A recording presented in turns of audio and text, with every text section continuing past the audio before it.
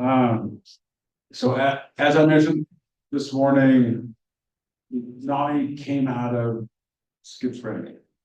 And I think that was an amazing place for us to come because it really got us to focus on brain health from the very beginning.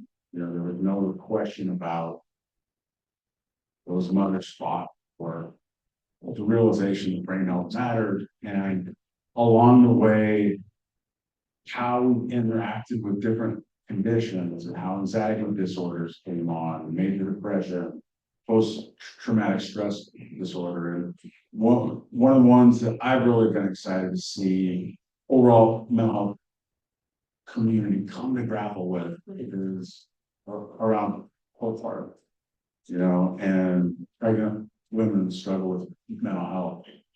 Such a real and powerful thing. It's so important to all of us.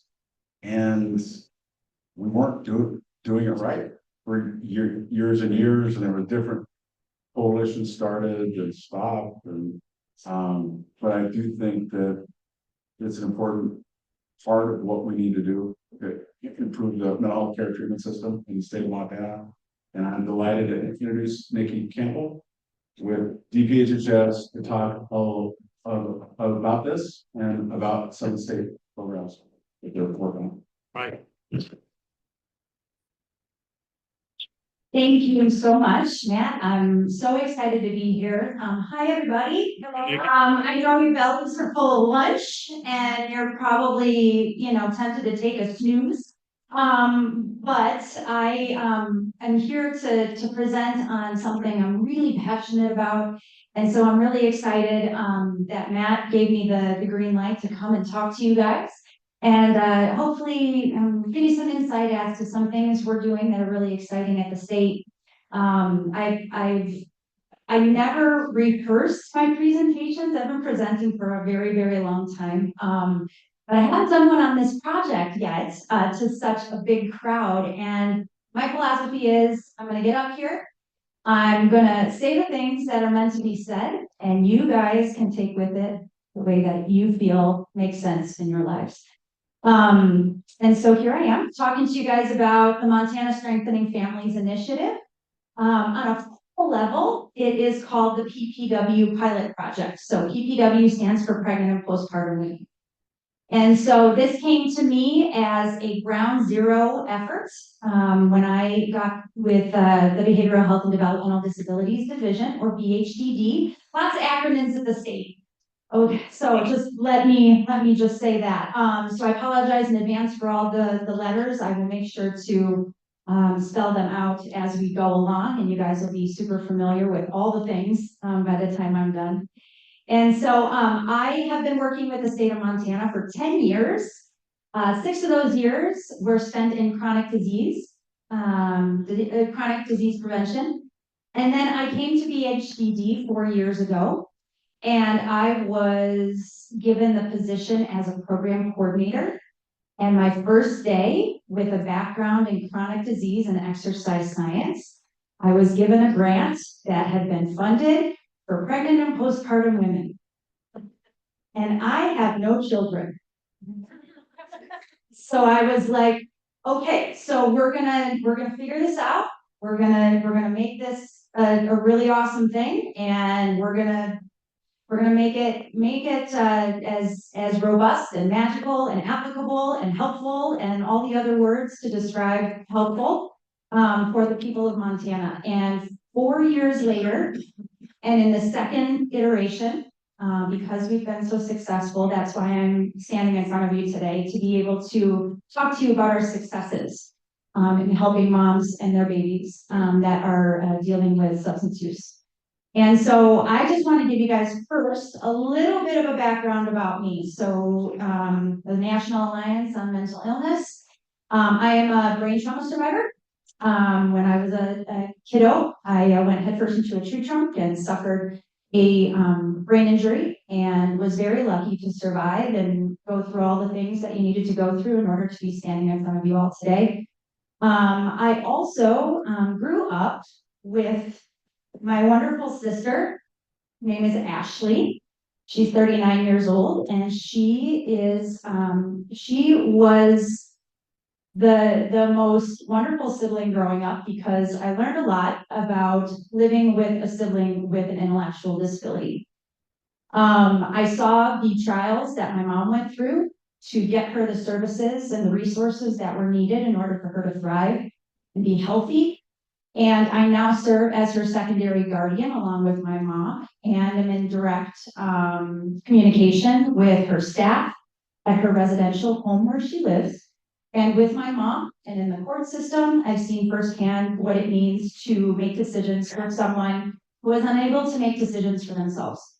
And so from that background, I got into chronic disease and health promotion. That is my background, that is my love. And working with people that are in need of services to help them thrive and to live their best life. And so in having a sibling with a disability, you kind of grow up a little bit differently. And I really believe wholeheartedly that the way that I grew up and the people that I've come into contact with personally and professionally have driven me to figure out what my passion is in life. And it's my hope that you all have found that as well. And if you haven't yet, you will. And so really excited to be at this meeting and to be presenting. I do want to show you who I am the mother of. Aww. So these are my kids. And the one with the beard, that's my husband. Just to be clear. And so being a dog mom is different than being the mother of a little baby. However, there are things that go on with caring for a life, and I'm just very happy that I live the life that I live and have the support that I have to be able to do this work. And these dogs also serve as I guess unofficial therapy dogs. My husband runs a gym, and we work with a lot of people with chronic disease and limitation. We also work with women that are pregnant and postpartum. And so the work that I do personally and professionally it really runs in tandem together. So I'm really, really honored to be able to do that work outside of my job with the state. So we have to be formal, okay? This is a project that is supported by SAMHSA, the Substance Abuse and Mental Health Services Administration. And so I have to have a disclaimer. So I'll just run through that really quickly.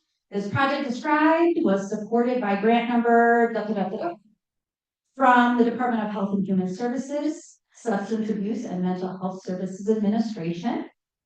And its contents are solely the responsibility of the authors, do not necessarily represent the official views of SAMHSA. And finally, this is directly correlated with the grant that I'm going to talk to you guys about, my project that I'm going to talk to you guys about. We acknowledge, and when I say we, I mean my program, the sites that we fund, and the support staff therein with those sites. We acknowledge that SAMHSA focuses on pregnant or postpartum women. So it's called the PPW pilot project for this effort. In our effort to be inclusive, we, the Strengthening Families Initiative, refer to our focus population as prenatal and postpartum people.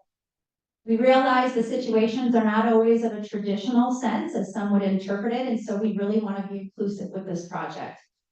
In addition, for this project, we refer to the postpartum period as the first 3 years following delivery of a child. That was one of the discrepancies that we ran into a lot, is what is defined as postpartum. And we had some clinicians and individuals that we would talk to that would say, oh, until they're 18. Can you imagine? And then some people that were like, oh, it's within the first year.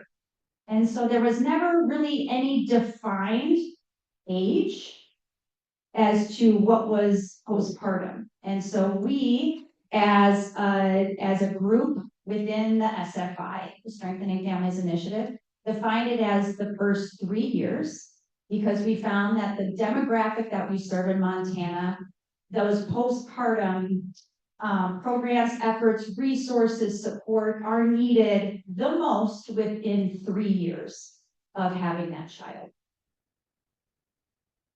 Okay, so now we're going to talk about the project objective. What's it all for? And so this is a project that you guys probably looked in the agenda and went, wow, that's a really, really neat thing to read about. How does it apply to me? If you know a mom, are a mom, have a baby, have seen a baby, know a baby, this project can probably apply to you in some way. But the Montana Department of Public Health and Human Services Behavioral Health and Developmental Disabilities Division proposes to enhance substance use disorder and family strengthening services for pregnant and postpartum people experiencing substance use disorder. We want to help those that are experiencing these things. We want to get them the programs and the support and the resources that they need in order to thrive. Not just the mom or that person, that individual, but their child and the partner if it's a healthy situation. Who is with me so far?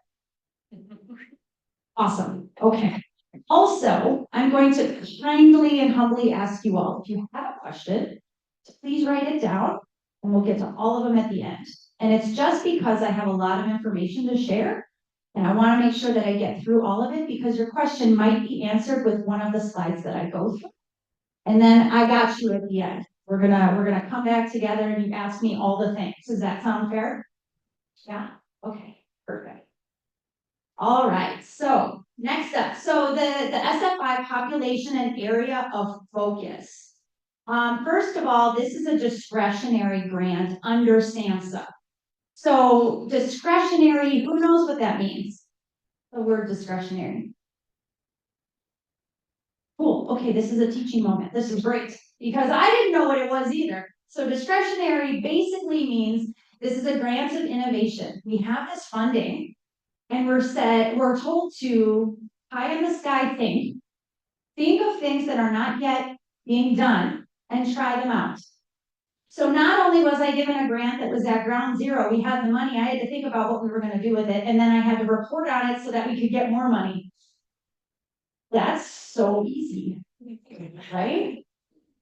So we were able to really try some things that other grants at the state were not able to cover because of those really tight parameters, those stipulations that are given. And that's the really neat thing about the PPW is that we have been able to establish services and resources that have not yet been done because they were the byproduct of things that weren't offered yet. So with this being a discretionary grant, it's the right to decide something based on one's own judgment. If you're given a task to complete at your discretion, you can decide how you want to do it or whether you want to do it at all. So we were able, and when I say we, I mean myself and partners at the state, my higher ups, my wonderful colleagues sitting over there. We were able to talk more openly, think more innovatively and creatively, and try things. So that's a really amazing, a really unique opportunity to be able to take advantage of. So we oversee the implementation of this work. So I'm the program manager. I have 5 sites that I fund. And I'll go into that in more detail in just a second because I guarantee you guys are going to know of at least one of them and maybe even someone who works there. So we are collaborating at the state level with other DPHHS divisions. So we work with Child and Family Services. We work with Early Childhood and Family Services. And then also the Health Resources Division. Okay, so the neat thing is that if you look at the work that we do, and then you go on a higher level and look at the work of these other divisions, and then you look at the work of DPHHS as a whole, and then you look at the work of what the state is in need of, you're going to find similarities in all of those. We want to make sure that there's a nice flow of consistency and that we're not out in left field doing something that no one can identify with. So we want to make sure to establish and sustain continuity, okay? So we work with these divisions in order to accomplish that. Some of them we're more active with, some of them just know about us. Either way, we talk and we work together, we see each other at conferences and so on and so forth. We have some sort of connection and communication. Okay, So we've talked about what I'm going to say with the overview. And the Montana Support for Prenatal and Postpartum People with Substance Use Disorders and their families, the shared vision for the future. It's a service system mission, meaning it's not just the state governing the efforts, it's our communities and the people therein, because only the people in the communities know what the community needs. Am I right? Say yes. Okay. Our vision is healthy children, mothers, and families. And our mission is to implement and improve an appropriate statewide system of prevention, treatment, overall care, and rehabilitation for Montanans with mental disorders or addictions to drugs and alcohol. That's not just mom, that is the partner, again, if it's a healthy situation. And I'll talk more about that in a little bit. So this is how we are governed right here. Everything we do runs in tandem, runs in line with these 5 goals. Okay, the work of the SFI is to support prenatal and postpartum people with SUD and their families in the areas of equitable access, coordination, workforce, engagement, and sustainability. Cool, Nikki, what do those mean?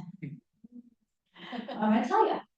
We're going to go into a little bit more detail, but it's very important that I introduce you to the sites that we collaborate with. Who here knows at least one of those organizations on that slide? Okay, so these organizations are imperative programs. They provide services, resources, and support to our moms and their families in Montana. These are the biggies right now. These are who we started off with. But I will tell you, because of the progress we've made, that slide is going to look very different in 2 more years. Because my hope is that we're going to be able to supply and secure funding to bring on more sites.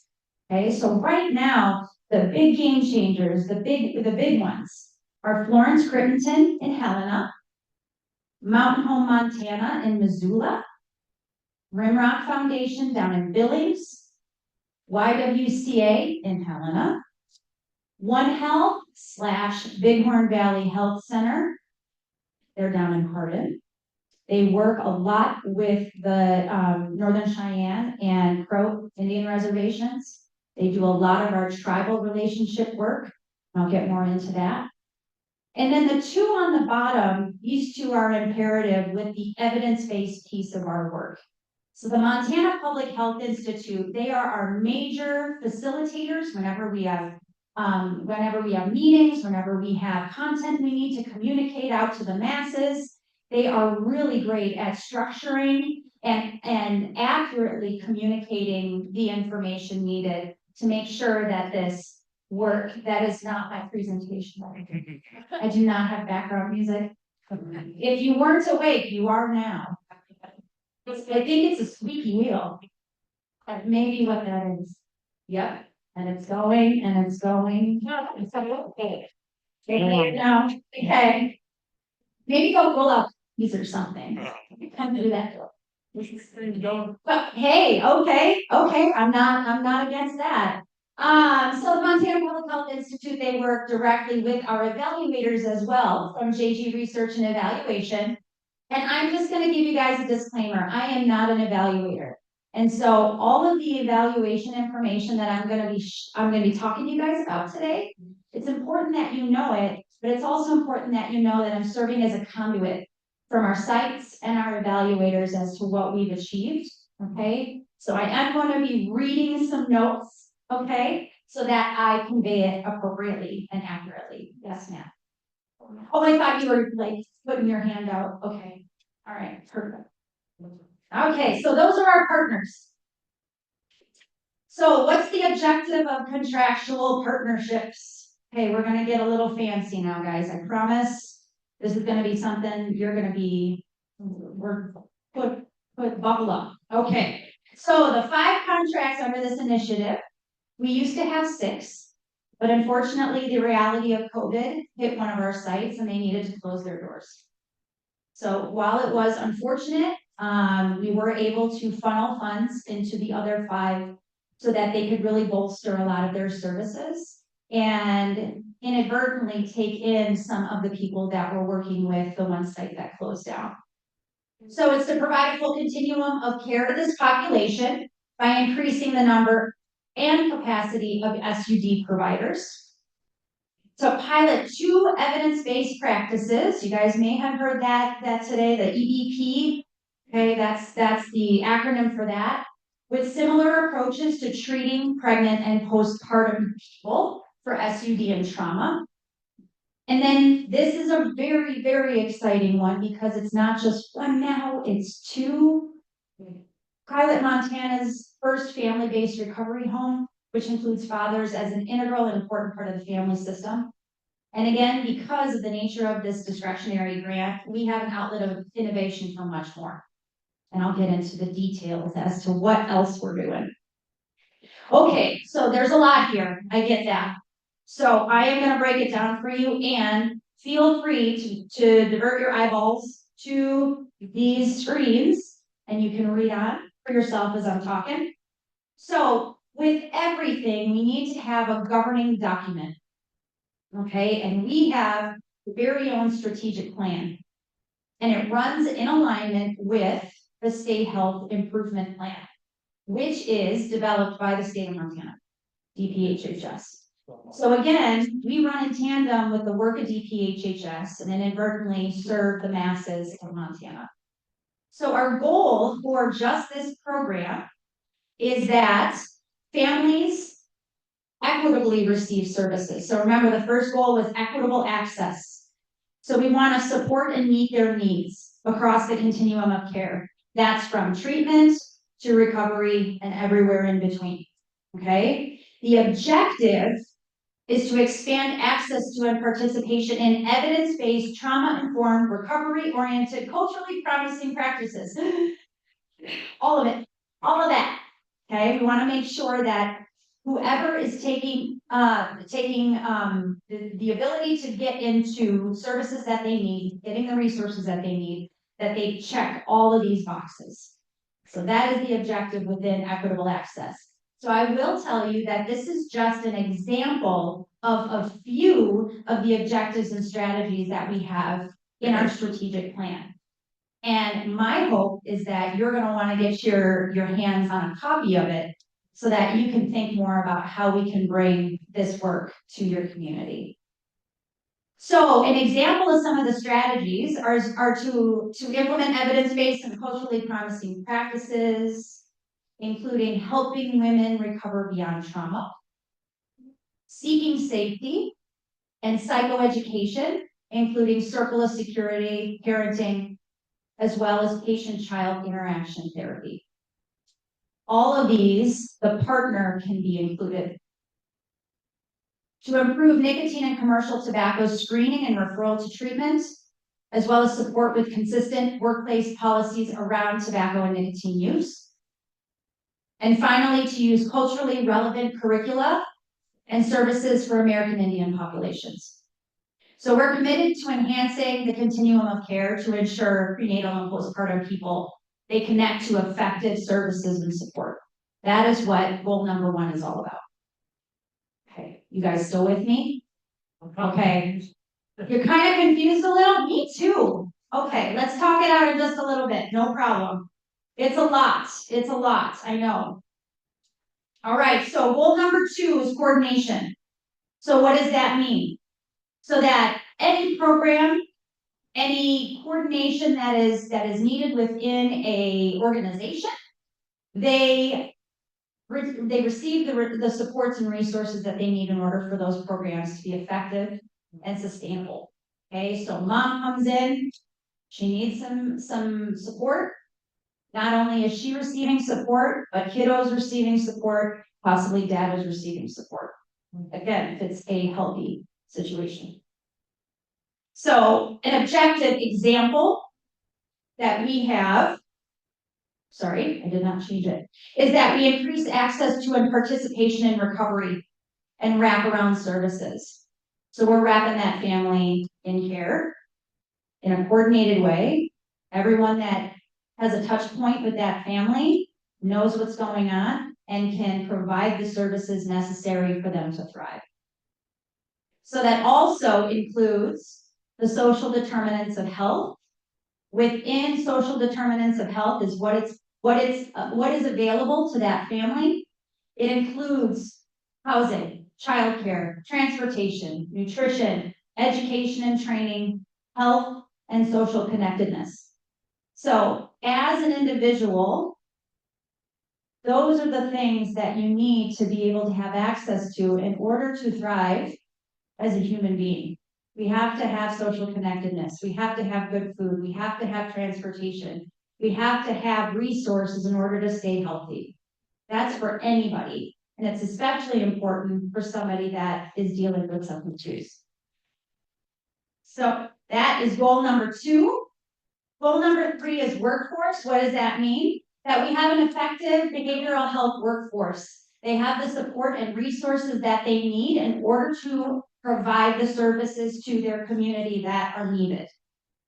Okay, so what does that mean? Our objective is to increase the number and utilization of peer support specialists.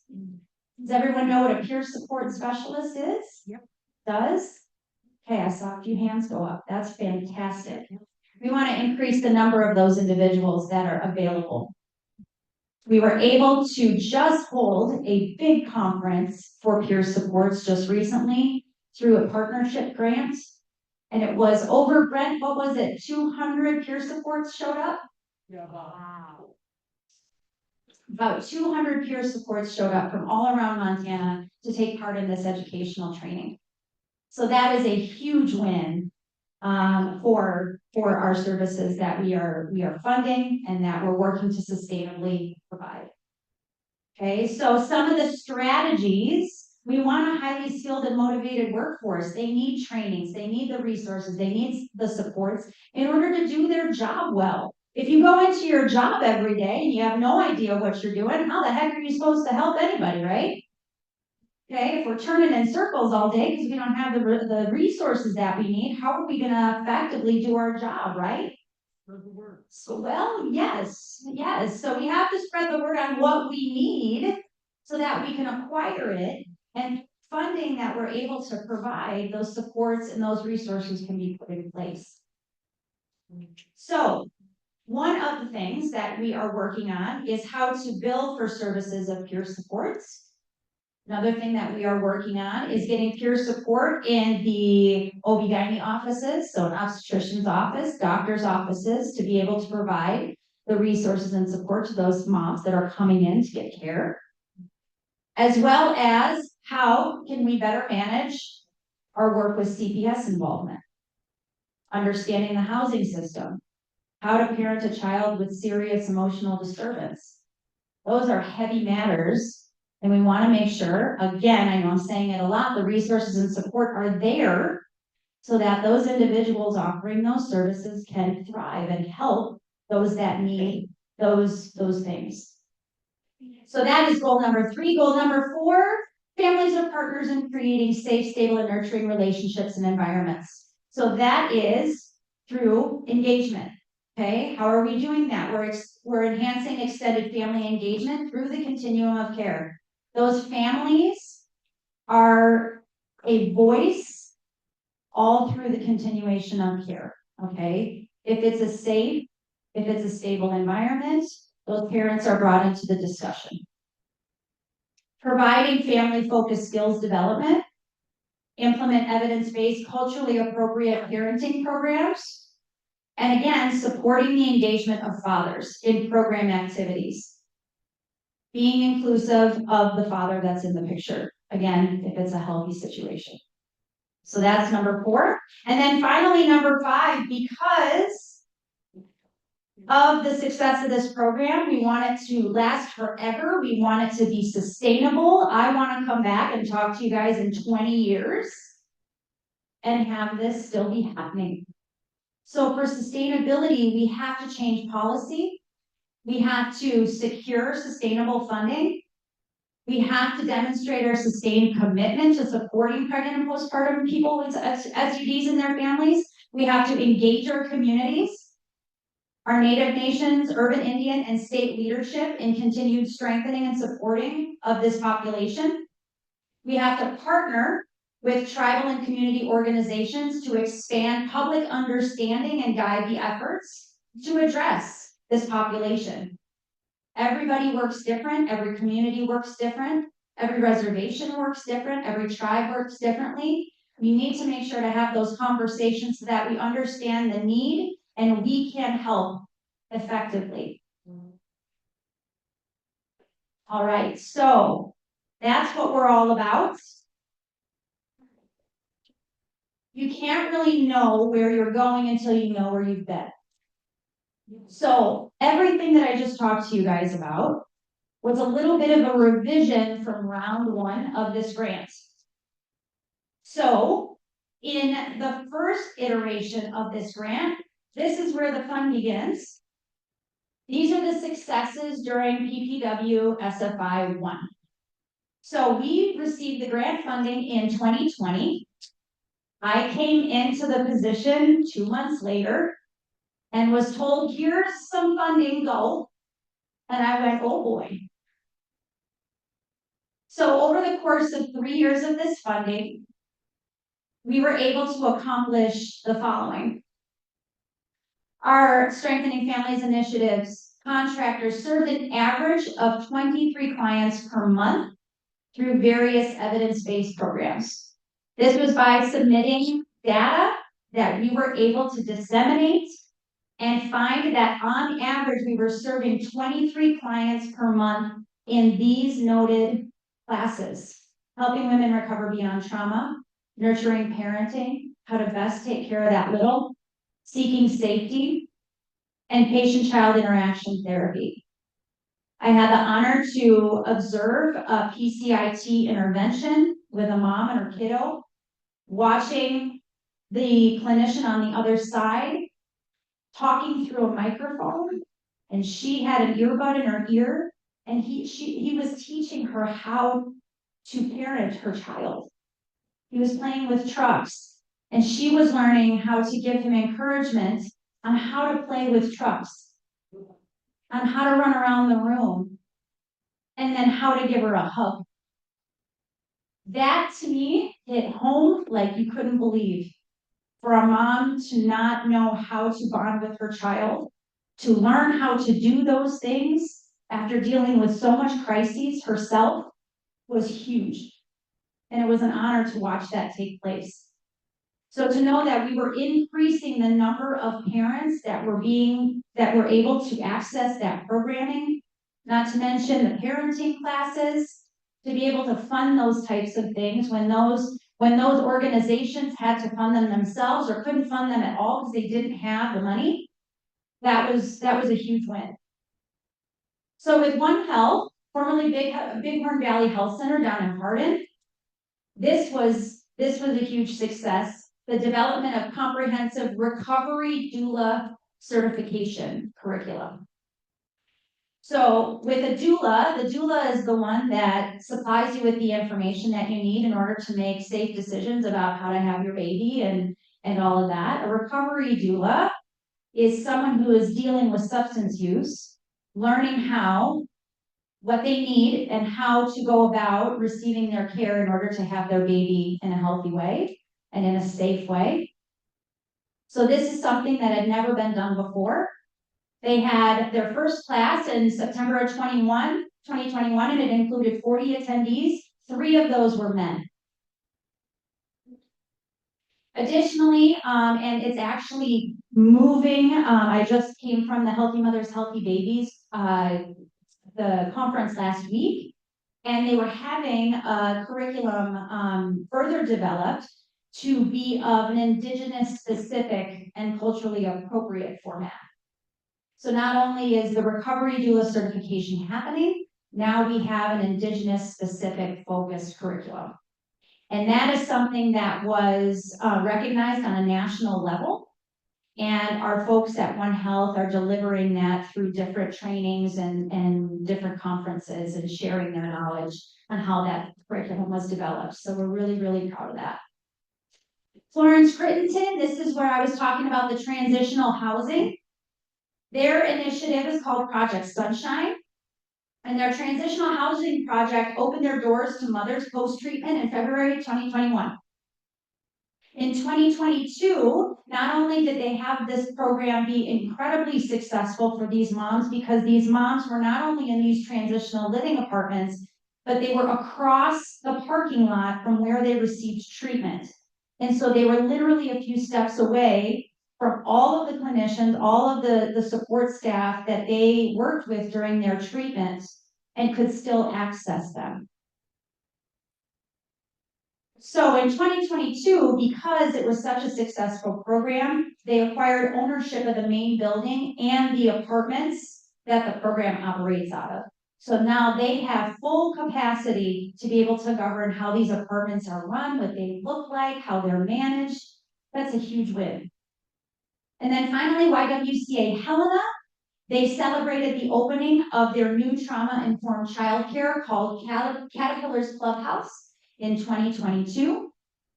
They were able to offer psychosocial services to these littles that were having what we call big feelings while they were staying in childcare during the day, and mom was either working or she was going to classes or something of that nature. The funding from PPW, it was a huge contributor to the successful launch of this initiative. And I'm very happy to say that they got to a point where they were full to the extent they needed to close down the childcare to restructure their model, because the model was no longer serving the abundance of the kids that were coming in to be at the childcare. So they are working right now to reopen this initiative, to reopen this service and be able to provide more services to these little kiddos. So that's a big deal. Bringing on more support staff, bringing on more clinicians to help these kids. So those are some successes during the first iteration of this grant project. So the next thing I'm going to talk about is the part that I am not real versed in the sense that I can just talk right off the slide, or I can give you a little bit of context. So evaluation successes. We improved service coordination. That was a huge component. People were starting to hear about us. People were starting to go, how can I be a part of this? How can I spread the word?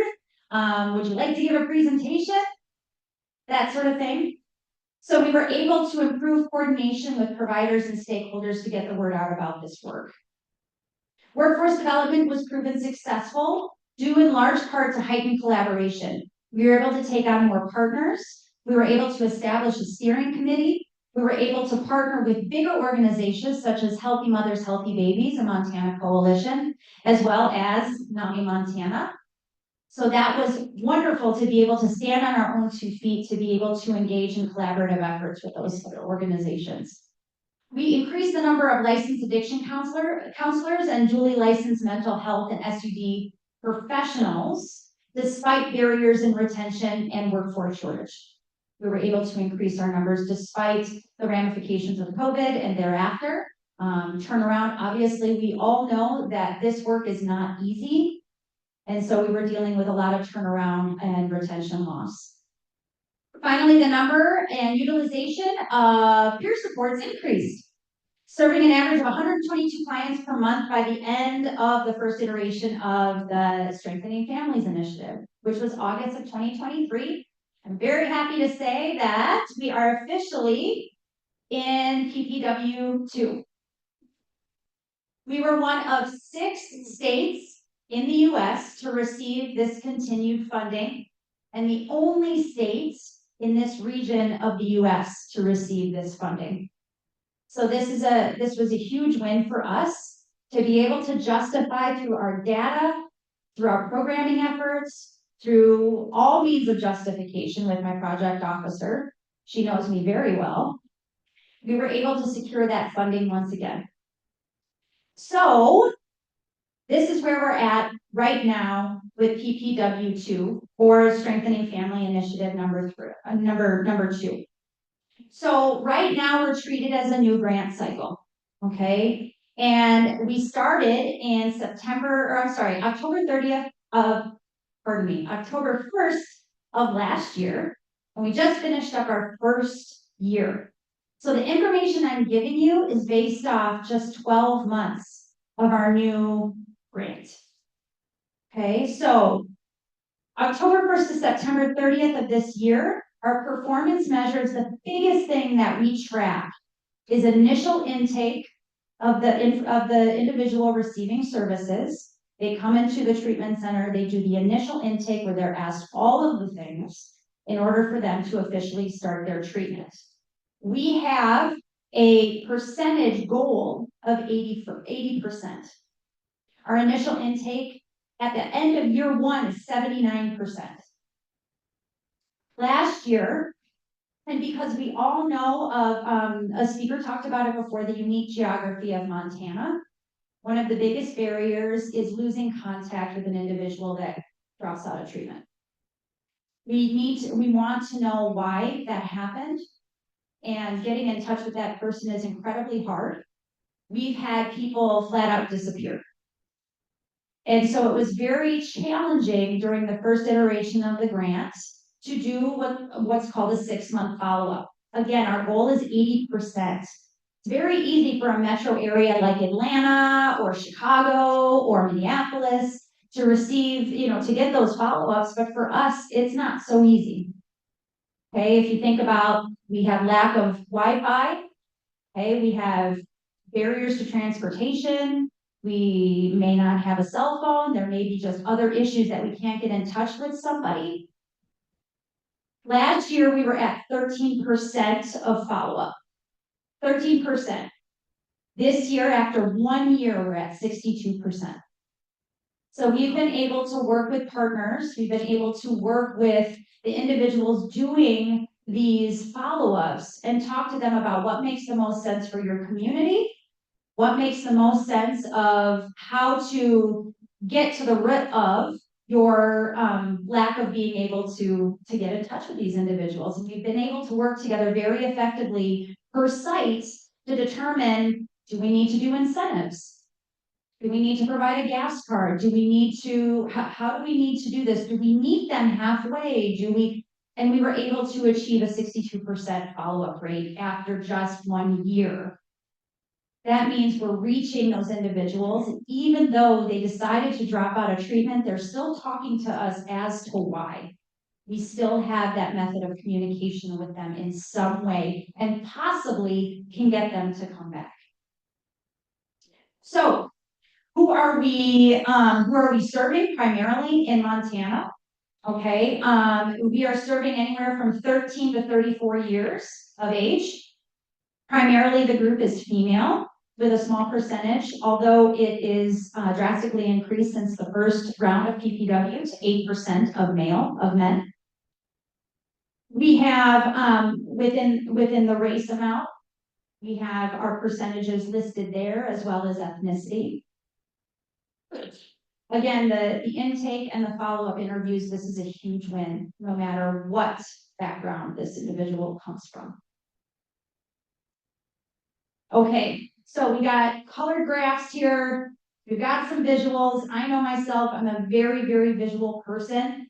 Okay, so I'm gonna just go through this in the realm of being an evaluator. I'm gonna talk on behalf of Susanna. Okay, so Susanna from J&G Research, she has been a crucial part in getting this information from our sites. She's very open in that she gets in touch with our clinical directors at each site to make sure that they have everything they need so that they feel prepared to get the information that's needed so that we can use these outcomes to justify to SAMHSA that we need the money, and they go, okay, because we could tell stories all day long. Okay, I love a good story. I love hearing everyone's background and stories, but we need to have numbers. We need to have outcomes in order to justify the need for the funding. Because SAMHSA wants to see that we've grown in our outcomes so that they can go, okay, you clearly still need this funding. Let's get it to you as fast as possible. So the national outcome measures, the rate of change They collect data on client health, including mental health symptoms, functioning, and social connectedness, okay? So for PPW clients, we see a positive rate of change for housing stability, okay, 99%. We see employment, a positive rate of change for employment and education. So these are domains that represent real life outcomes for people trying to recover from mental health issues, by the way. Just want to be clear on that. So this is the data we're collecting. Okay, so we see a positive rate of change for housing stability, employment and education, and abstinence. We do see a small decline in social connectedness, which is a little unexpected. But lower social connectedness during substance use disorder treatment compared to before treatment can occur for several reasons. One being the significant lifestyle changes and challenges that accompany treatment and recovery. This may look like changing social networks. They may lose contact with longstanding social groups that revolved around using those substances. Recovery often involves repairing strained or broken relationships with family and friends. And during this rebuilding process, there may be a temporary period of lower social connectedness as trust is regained and relationships are reestablished, which we might be capturing through that 6-month follow-up.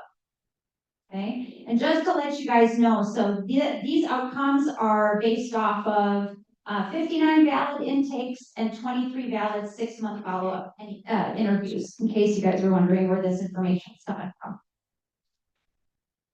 Okay. So next up, we have a continuation of the participant incomes. So these are kind of small, guys. So I'm gonna read them out to you. So we have rate of change. So these are the outcomes that when a individual is in treatment, they are being asked these questions within 6 months. Okay. For mental health and drug outcomes, we are seeing negative rates of change. Okay, you'll see that these all have a negative sign in front of them. So this is a meaning that these clients' symptoms and behaviors are decreasing. Okay, so things like they've been prescribed medication for psychological or emotional problems, trouble controlling violent behavior, trouble understanding, concentrating, or remembering, anxiety, depression. Okay, so many clients enter the program already having a period of abstinence and sobriety under their belts. So that's why we're seeing that negative rate of change. And also because we already have a high rate of abstinence at baseline intake, we only have clients using tobacco or cannabis, but we still see declines in both of these usage rates at the 6-month follow-up. So these individuals are getting reestablished. They're learning new behaviors. They're feeling better. Okay, so these rates of change are definitely noticeable. Okay, so now that you know the outcomes, I just want to close out by telling you the reason why we're doing this. Okay, we know the formalities of it. Okay, but we also developed a list of guiding principles. This runs in tandem with all the sites that we fund, all the support staff therein, all of the state partners, the coalitions, everyone that we collaborate with. We have developed a solid 8 guiding principles. Recovery is a reality. It can, will, and does happen. We recognize and honor parents as the experts of their children if it's safe to do so. We prioritize making changes in policies, programs, and funding that promote health equity for all Montanans. We know treatment and recovery happen within a broader social, health, environmental, and cultural context. We recognize this and are committed to supporting PPP and their families across the social determinants of health. We understand that there are many pathways to recovery and are dedicated to supporting person-centered SUD treatment and recovery. Some would call that mind, body, and spirit. We strive to innovate and grow, ensuring data and evidence drive our work, again, so that we can tell SAMHSA, look what we're doing, put the stories behind it, and receive the funding indefinitely. We value collaborative partnerships and our work with community agencies to best support Montanans. And finally, we administer programs with integrity and accountability. So I was mentioning before that we're governed by a strategic plan. So at the beginning of this grant cycle, the very first grant cycle, I came from a coalition background. I used to be with the Montana Cancer Control Coalition and then served as the state liaison for the Montana American Indian Women's Health Coalition. And they were governed by strategic plans. And it's very important that no matter what you're passionate about, you are driven by a formality that speaks when maybe you're not around. So when my contractors aren't around, when I'm not around, if someone has this in their hands, they can see themselves in this document. And they can find out a way to maybe get in touch with us or figure out how they can be involved. And so this is something that has governed our work well into the second iteration of the PPW project. So if you guys are interested, I'd be more than happy to share our strategic plan with you. I shared some of it today, but there's much more that you can look into and hopefully find yourselves in it.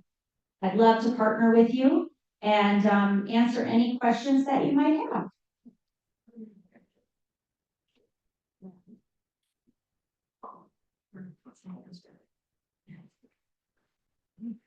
I beg to know that information. Sure. Just curious how much the grant awards have been on this.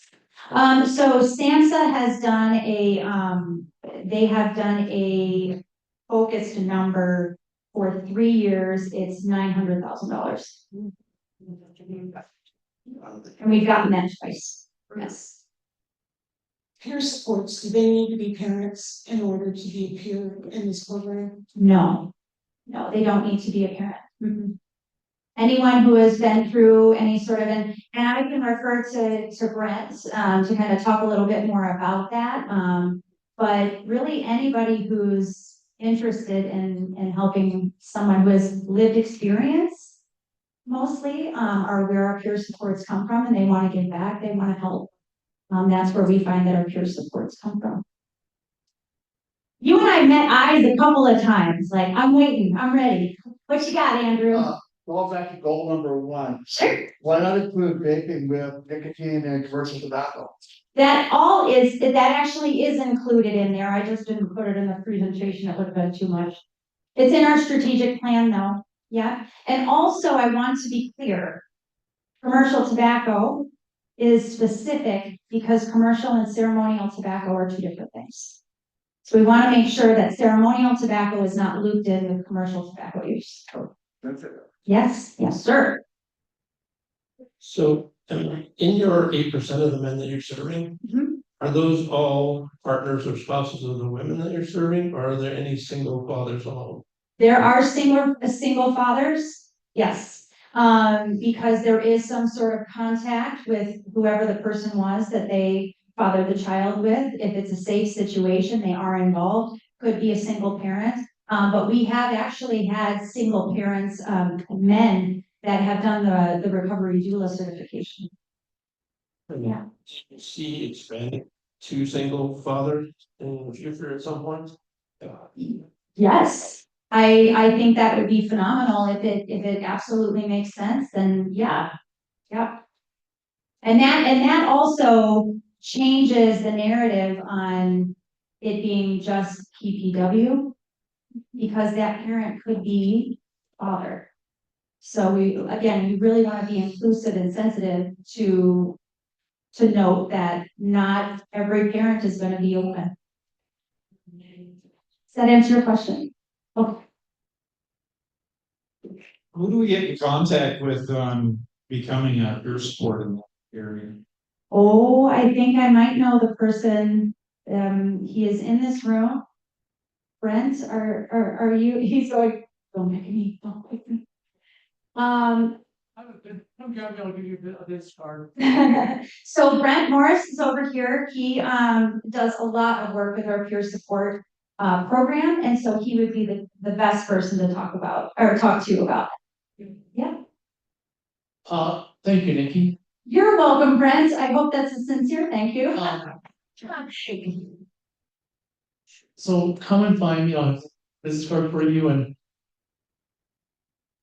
I'll visit Nikki about this, I guess. We can definitely point you in the right direction. Definitely. I might be a little confused on, I know someone who has a 2-month-old and an 18-month-old who suffers admitted postpartum depression and, do they have to go to a treatment? Or is there resources for them if they can't go to a treatment center of some sort, or? And also, I guess the second part of that is this for, just for Medicaid eligible people only, or is this for anyone?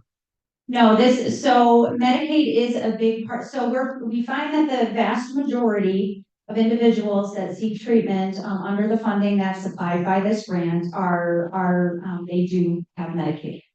And so if it is somebody that has private insurance, that's kind of an anomaly, but it's not something that you dismiss. You know, we can definitely,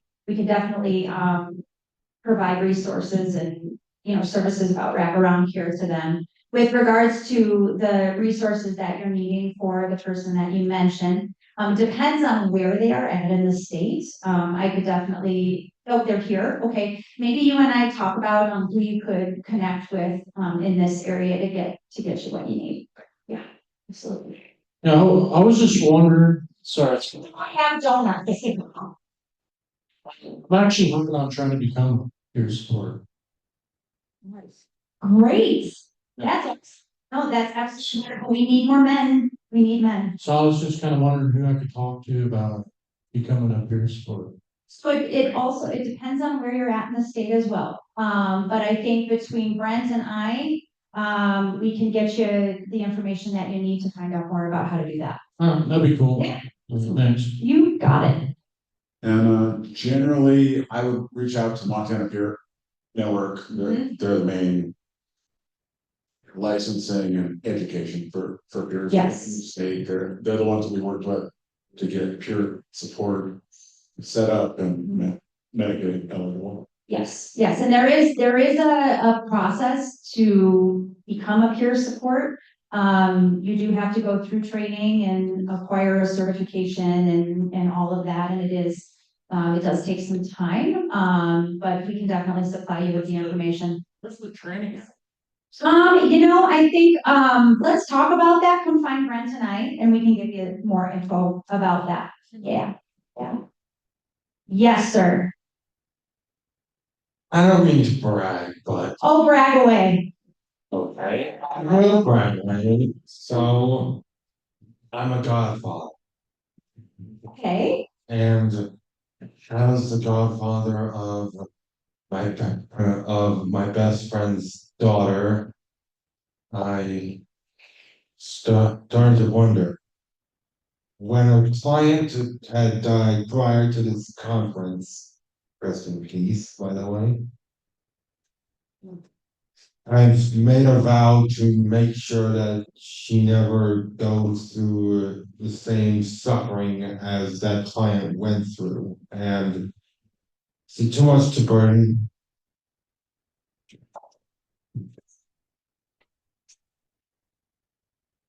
That you endured, but I think